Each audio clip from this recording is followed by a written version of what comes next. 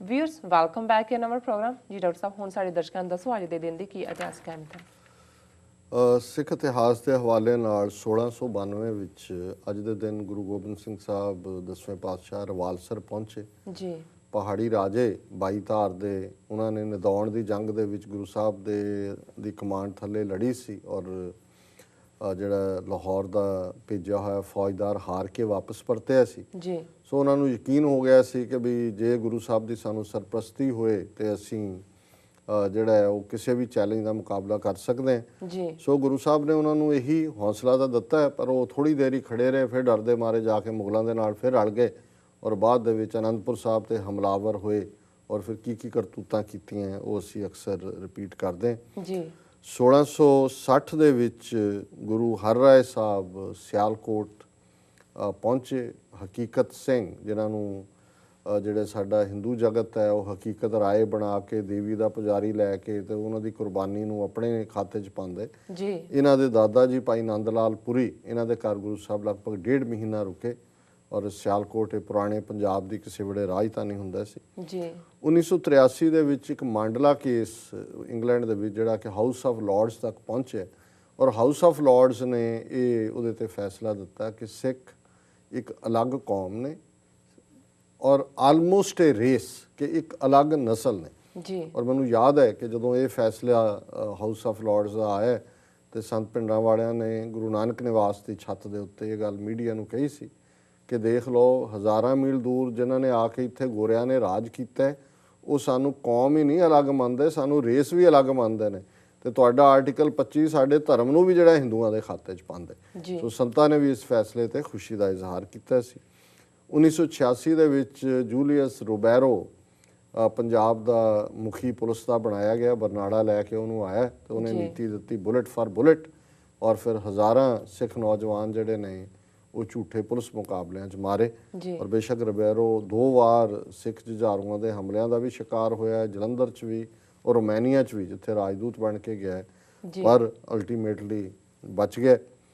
1986 ਦੇ ਵਿੱਚ ਲੁਧਿਆਣੇ 'ਚ RSS ਦੇ ਵਰਕਰਾਂ ਦੀ ਇੱਕ ਪੈਰੇਡ ਜਿਹੜੀ ਉਹ ਸਵੇਰ ਵੇਲੇ ਕਰਦੇ ਨੇ ਸ਼ਾਖਾ ਲਾਉਣ ਦੇ ਨਾਂ ਥੱਲੇ, ਉਸ 'ਤੇ ਗੋਲੀਆਂ ਚੱਲੀਆਂ ਔਰ 10 ਕਾਰਕੁਨ ਮਾਰੇ ਗਏ ਜੀ। 2012 ਦੇ ਵਿੱਚ ਇਹਨਾਂ ਦਿਨਾਂ ਦੇ ਵਿੱਚ ਹੀ ਰਾਜੋਆਣਾ ਭਾਈ ਬਲਵੰਤ ਸਿੰਘ ਰਾਜੋਆਣਾ ਦੇ ਹੱਕ ਦੇ ਵਿੱਚ ਪੂਰੀ ਮੁਹਿੰਮ ਚੱਲੀ ਜਿਹੜੀ ਸਿੱਖਰਾਂ 'ਤੇ ਸੀ ਜੀ। ਔਰ ਅੱਜ ਦੇ ਦਿਨ ਪੰਜਾਬ ਬੰਦ ਦਾ ਸੱਦਾ ਦਿੱਤਾ ਗਿਆ ਜਿਹੜਾ ਕਿ ਬੜਾ ਕਾਮਯਾਬ ਰਿਹਾ ਜੀ। ਵਰਲਡ ਹਿਸਟਰੀ ਦੇ ਹਵਾਲੇ ਨਾਲ 1799 ਦੇ ਵਿੱਚ ਨਿਊਯਾਰਕ ਸਟੇਟ ਨੇ ਸਲੇਵਰੀ ਦਾ ਖਾਤਮਾ ਕੀਤਾ ਜੀ।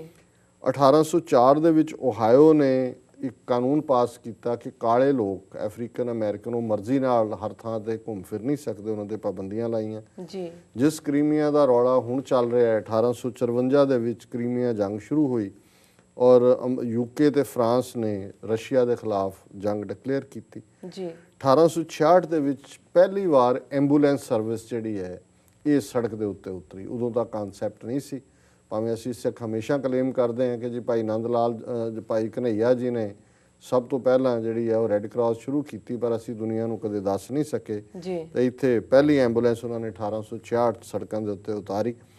1885 ਦੇ ਵਿੱਚ ਪਹਿਲੀ ਵਾਰ US ਸਾਲਵੇਸ਼ਨ ਆਰਮੀ ਜਿਹੜੀ ਦੁਨੀਆ ਦੇ ਵਿੱਚ ਰਾਹਤ ਦਾ ਕੰਮ ਕਰਦੀ ਹੈ, ਹਿਊਮੈਨਿਟੇਰੀਅਨ ਵਰਕ, ਇਹਨੂੰ ਆਰਗੇਨਾਈਜ਼ ਕੀਤਾ ਗਿਆ ਜੀ।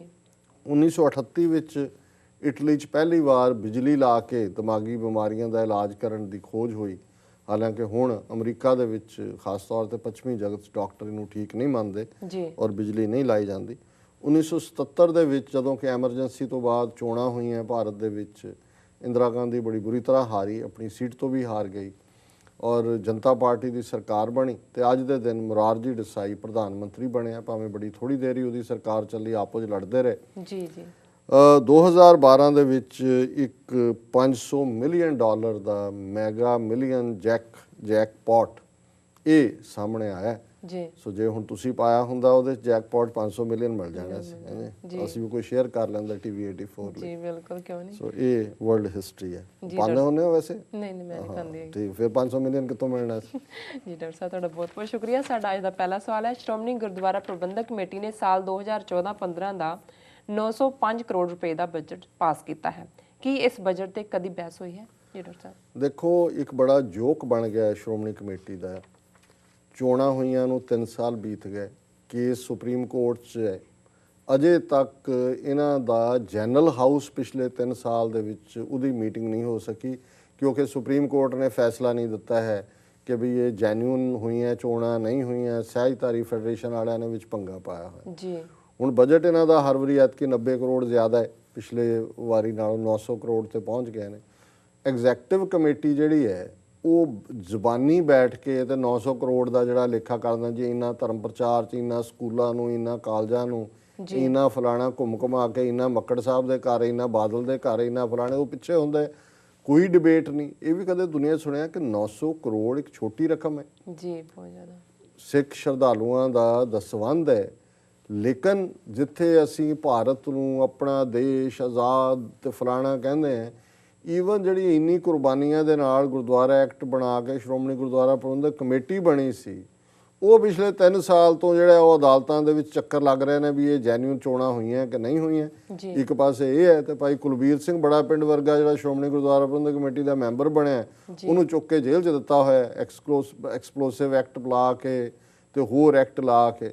ਸੋ ਇਹ ਹਾਲ ਹੈ। ਬਾਕੀ ਇਹਨਾਂ ਨੇ ਕੀ ਧਰਮ ਪ੍ਰਚਾਰ ਕਰਨਾ ਹੈ, ਤੇ ਇਹ 900 ਕਰੋੜ ਤੇ ਇਹ ਸਾਰਾ ਬਾਦਲ ਦੀ ਜਗੀਰ ਹੈ, ਬਾਦਲ ਦੀ ਜਾਇਦਾਦ ਹੈ, ਉਹਦੀ ਐਕਸਟੈਂਸ਼ਨ ਹੈ।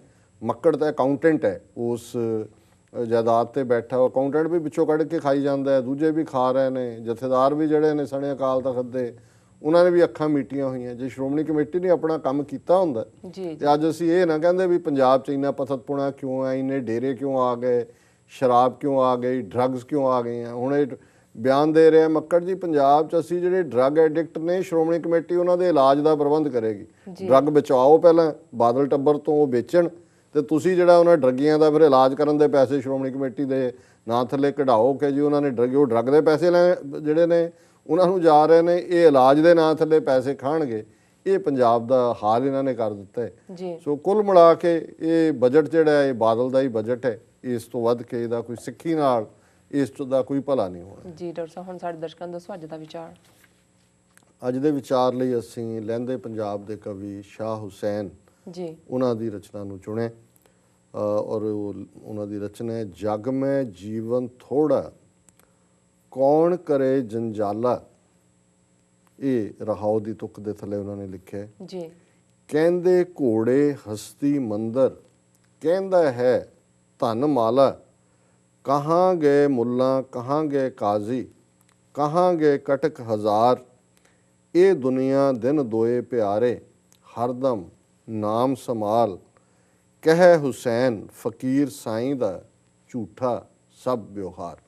ਸੋ ਇਹਨਾਂ ਦਾ ਥੀਮ ਵੀ ਮਨੁੱਖ ਨੂੰ ਬਾਰ-ਬਾਰ ਮੌਤ ਯਾਦ ਕਰਵਾਉਣਾ ਜੀ, ਔਰ ਇਹ ਆਪਣੇ ਆਪ ਨੂੰ ਹੀ ਸਮਝਾਉਂਦੇ ਨੇ ਜਗ ਮੈਂ ਜੀਵਨ ਥੋੜਾ ਕੌਣ ਕਰੇ ਜੰਜਾਲ। ਇਹ ਬੜਾ ਛੋਟਾ ਜਿਹਾ ਜੀਵਨ ਹੈ ਤੇ ਇਸ ਜੀਵਨ ਦੇ ਲਈ ਕਾਹਨੂੰ ਜੰਜਾਲ ਕਰਨਾ, ਇਹ ਤਾਂ ਮੁੱਕਣ ਵਾਲਾ ਹੈ। ਔਰ ਇਹਦੇ ਥੱਲੇ ਹੀ ਫਿਰ ਜਿਹੜੇ ਜੰਜਾਲ ਕਰਦੇ ਨੇ, ਜੰਜਾਲ ਕਾਹਦੇ ਲਈ ਹੁੰਦਾ, ਕਹਿੰਦੇ ਘੋੜੇ ਹਸਤੀ ਮੰਦਰ, ਕੋਈ ਘੋੜੇ ਦੀ ਗਿਣਤੀ ਵਧਾਉਣਾ ਚਾਹੁੰਦਾ ਹੈ, ਕੋਈ ਹਾਥੀਆਂ ਦੀ ਮੰਦਰ ਘਰ ਨੂੰ ਕਹਿੰਦੇ ਨੇ ਜੀ ਜੀ, ਕਿ ਵੀ ਇਹ ਜੰਜਾਲ ਨੇ, ਵੀ ਇਹ ਕਾਹਦੇ ਨੇ। ਕਹਿੰਦੇ ਘੋੜੇ ਹਸਤੀ ਮੰਦਰ, ਕਹਿੰਦਾ ਹੈ ਧਨ ਮਾਲ, ਧਨ ਹੈ, ਪੈਸਾ ਹੈ, ਮਾਲ ਹੈ, ਡੰਗਰ ਨੇ, ਇਹ ਕਾਹਦੇ ਨੇ ਜਾਂ ਇਹਨਾਂ ਚੋਂ ਕੀ ਨਿਕਲੇਗਾ। ਫਿਰ ਉਹ ਕਹਿੰਦੇ ਨੇ ਕਹਾਂਗੇ ਮੁੱਲਾ ਕਹਾਂਗੇ ਗਾਜ਼ੀ, ਕਹਾਂਗੇ ਕਟਕ ਹਜ਼ਾਰ। ਬੜੇ ਬੜੇ ਧਾਰਮਿਕ ਆਪਣੇ ਆਪ ਨੂੰ ਲੇਬਰ ਲਾ ਕੇ ਦੁਨੀਆ ਨੂੰ ਮੂਰਖ ਬਣਾਉਣ ਵਾਲੇ ਮੁੱਲਾਂ ਤੇ ਗਾਜ਼ੀ ਕਿੱਥੇ ਚਲੇ ਗਏ ਤੇ ਕਿੱਥੇ ਗਏ ਉਹ ਬਾਦਸ਼ਾਹ ਜਿਨ੍ਹਾਂ ਦੀ ਹਜ਼ਾਰਾਂ ਦੀ ਗਿਣਤੀ 'ਚ ਫੌਜ ਸੀ। ਇਹ ਦੁਨੀਆ ਦਿਨ ਦੋਏ ਪਿਆਰੇ, ਕਿ ਇਹ ਦੁਨੀਆ ਸਿਰਫ 2 ਦਿਨ ਦੀ ਹੈ। ਹਰਦਮ ਨਾਮ ਸੰਭਾਲ, ਇਹ ਜੀਵਨ ਵਿਅਰਥ ਨਾ ਕਰ, ਹਰ ਪਲ ਰੱਬ ਨੂੰ ਯਾਦ ਕਰ। ਕਹਿ ਹੁਸੈਨ ਫਕੀਰ ਸਾਈਂ ਦਾ ਝੂਠਾ ਸਭ ਵਿਵਹਾਰ, ਕਿ ਹੁਸੈਨ ਕਹਿੰਦੇ ਨੇ ਫਕੀਰ ਉਸ ਰੱਬ ਦੇ ਕਿ ਸਭ ਝੂਠਾ ਵਿਵਹਾਰ ਹੈ। ਤੇ ਇਸੇ ਹੀ ਥਾਟ ਨੂੰ ਇੱਕ ਬਰੀਫ ਉਹਨਾਂ ਦਾ ਕਪਲੇਟ ਅੱਗੇ ਤੋੜਦਾ, ਬਾਲਪਨ ਖੇਡ ਲੈ ਕੁੜੀਏ ਨੀ, ਤੇਰਾ ਅੱਜ ਕੇ ਕੱਲ ਮੁਕਲਾਵਾ, ਖੇਨੂੜਾ ਖਿੰਡ ਦੀਏ ਕੁੜੀਏ, ਕੰਨ ਸੋਇਨੇ ਦਾ ਵਾਲਾ, ਸੋਹੜੇ ਘਰ ਅਲਬਤ ਜਾਣਾ, ਪਈਏ ਕੂੜਾ ਦਾਵਾ, ਸਾਵਨ ਮਾਂ ਸਰੰਗੜਾ ਆਇਆ, ਦਿਸਣ ਸਾਵੇ ਤੱਲੇ, ਕਹਿ ਹੁਸੈਨ ਫਕੀਰ ਸਾਈਂ ਦਾ, ਅੱਜ ਆਏ ਕੱਲ ਚੱਲੇ। ਸੋ ਉਹਦੇ 'ਚ ਉਹਨਾਂ ਨੇ ਮੌਤ ਨੂੰ ਸਹੁਰੇ ਘਰ ਜਾਣਾ ਕਿਹਾ ਜੀ, ਦੁਨੀਆ ਪੇਕਾ ਘਰ ਹੈ, ਤੇ ਹਰ ਇਨਸਾਨੀ ਰੂਹ ਨੂੰ ਯਾਦ ਕਰਵਾ ਰਹੇ ਨੇ, ਬਾਲਪਨ ਖੇਡ ਲੈ ਕੁੜੀਏ ਨਹੀਂ, ਤੇਰਾ ਬਚਪਨ ਹੈ, ਖੇਡ ਲੈ ਦੁਨੀਆ ਦੇ ਵਿੱਚ, ਤੇਰਾ ਅੱਜ ਕੇ ਕੱਲ ਮੁਕਲਾਵਾ। ਜੀ ਤੂੰ ਅੱਜ ਜਾਂ ਕੱਲ ਆਪਣੇ ਸਹੁਰੇ ਜਾਣੇ, ਮੌਤ ਅਲਟੀਮੇਟ ਇੱਕ ਟਰੂਥ ਹੈ। ਜੀ ਔਰ ਕਹਿ ਹੁਸੈਨ ਫਕੀਰ ਸਾਈਂ ਦਾ, ਅੱਜ ਆਏ ਕੱਲ ਚੱਲੇ। ਇਹ ਇੰਨੀ ਕੀ ਖੇਡ ਹੈ ਕਿ ਅੱਜ ਅਸੀਂ ਆਏ ਹਾਂ ਤੇ ਕੱਲ ਚਲੇ ਜਾਣਾ। ਜੀ ਤੇ ਜਦੋਂ ਚਲੇ ਜਾਣਾ ਹੁੰਦਾ ਹੈ, ਫਿਰ ਤੁਸੀਂ ਜਿਸ ਚੀਜ਼ ਦੇ ਨਾਲ ਤੁਸੀਂ ਤੁਹਾਡਾ ਸੰਪਰਕ ਹੁੰਦਾ ਉਹਦੇ ਨਾਲ ਤੁਸੀਂ ਮੋਹ ਨਹੀਂ ਲਾਉਂਦੇ। ਸੋ ਇਸੇ ਲਈ ਇਸ ਸਭ ਨੂੰ ਪਰਦੇਸੀ, ਜਦੋਂ ਅਸੀਂ ਗੁਰਬਾਣੀ ਕਹਿੰਦੀ ਹੈ ਜੀ ਕਿ ਮੇਰੇ ਮਨ ਪਰਦੇਸੀ ਵੇ ਪਿਆਰੇ, ਸੋ ਇਹ ਯਾਦ ਕਰਵਾਉਣਾ ਹੈ ਕਿ ਵੀ ਇਹ ਅਲਟੀਮੇਟਲੀ ਦੇਸ਼ ਸਾਡਾ ਨਹੀਂ ਹੈ, ਜਾਣਾ ਪਰਦੇਸ ਹੈ। ਤੇ ਇਸ ਦੇਸ਼ ਦੀਆਂ ਚੀਜ਼ਾਂ ਦੇ ਨਾਲ ਮੁਹੱਬਤ ਨਾ ਕਰੀਏ, ਇਹਨਾਂ ਦੇ ਵਿੱਚ ਗਲਤਾਨ ਨਾ ਹੋਈਏ। ਜੀ ਇਹੀ ਸ਼ਾਹ ਹੁਸੈਨ ਸਾਨੂੰ ਯਾਦ ਕਰਵਾਉਂਦੇ। ਜੀ ਡਾਕਟਰ ਸਾਹਿਬ, ਤੁਹਾਡਾ ਬਹੁਤ ਬਹੁਤ ਧੰਨਵਾਦ। ਤੁਸੀਂ ਅੱਜ ਦਾ ਵਿਚਾਰ ਸਾਡੇ ਦਰਸ਼ਕਾਂ ਨਾਲ ਸਾਂਝਾ ਕੀਤਾ ਹੈ। ਵਿਊਅਰਸ, ਸਾਡੇ ਪ੍ਰੋਗਰਾਮ ਦਾ ਸਮਾਂ ਇੱਥੇ ਸਮਾਪਤ ਹੁੰਦਾ। ਤੁਸੀਂ ਆਪਣੀ ਰਾਏ ਤੇ ਸੁਝਾਅ ਸਾਨੂੰ ਭੇਜਣਾ ਨਾ ਭੁੱਲਣਾ ਸਾਡੇ ਇਸ ਪਤੇ ਤੇ sos@tv84.tv ਤੇ। ਅਸੀਂ ਆਪਣਾ ਪ੍ਰੋਗਰਾਮ ਲੈ ਕੇ ਤੁਹਾਡੇ ਫੇਰ ਰੂਬਰੂ ਹੋਵਾਂਗੇ। ਤਦ ਤੱਕ ਲਈ ਮੈਨੂੰ ਤੇ ਆਪਣੇ ਡਾਕਟਰ ਸਾਹਿਬ ਨੂੰ ਆਗਿਆ ਦਿਓ। ਵਾਹਿਗੁਰੂ ਜੀ ਕਾ ਖਾਲਸਾ, ਵਾਹਿਗੁਰੂ ਜੀ ਕੀ ਫਤਿਹ।